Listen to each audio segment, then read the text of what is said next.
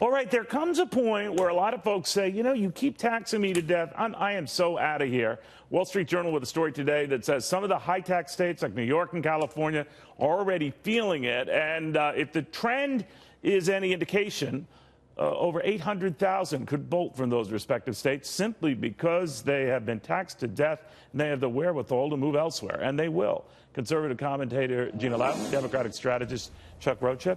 Gina, what do you think of that?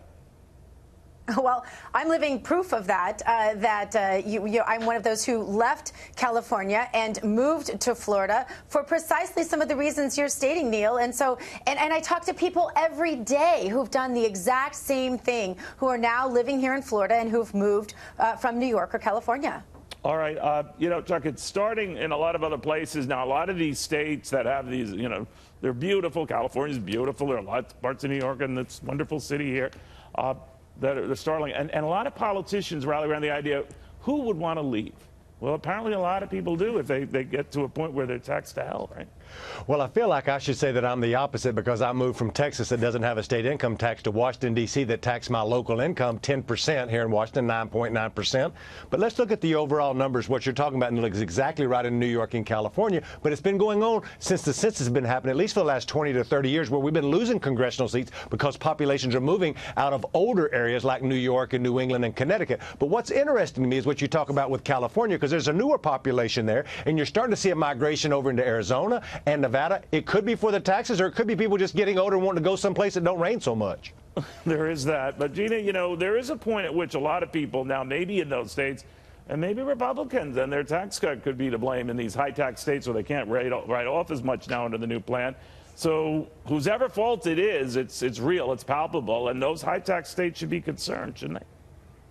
Well, just because the rest of the country isn't supplementing the overspending states like California and New York, that doesn't make those people that don't want to pay the other states' taxes to be at fault. And if you look at this, Neil, it's just going to force blue states to perhaps look at actually reducing their taxes. That's really where they are. They don't want to talk about that. They want to play the blame game instead, but I don't think that will bode well for them going forward. I don't see that happening. Look, I'm a New Jersey resident. And we've got a new governor who wants a surtax on rich folks, and they're doubling down on more spending. I don't see them getting a handle on that sort of thing, but maybe that's just New Jersey. Chuck, what do you think? Well, I think that what you've seen at the federal level, and you've covered it here on this show, is that there've been a lot of moving around of the taxes. You've seen just the tax reduction that just happened. So what happens a lot in the, like even when you cut back on the taxes, a lot of that was diverted to the states, is no longer going to the states. And you see some of these states hiking up their rates to make up for those differences when they should be cutting overall budgets. And so that could be a big part of it. As a Democrat, I'm going to say that I don't think that's all of it, but I think that all of it has a stair-step, multi-layered approach to a lot of this, and that's the reason that it's happening. All I know is that the biggest and most booming economies or states are to the point that Chuck discovered with Texas. He was the only person who moved out. But I'm kidding here. But they tend to seek out low tax environments, and the booming states are those that have them. And you see that the people for a long time from New York City, if you go and do politics in Florida, there's a whole generation of multi-layered generations who've moved from New York to Florida. I do campaigns there all the time, and you have to do a separate thing. So that's what I'm saying, Gina, that you'll seek out the least resistance. Money, regulation, taxes, right? I don't think it's the sole reason, but I think it has a big part.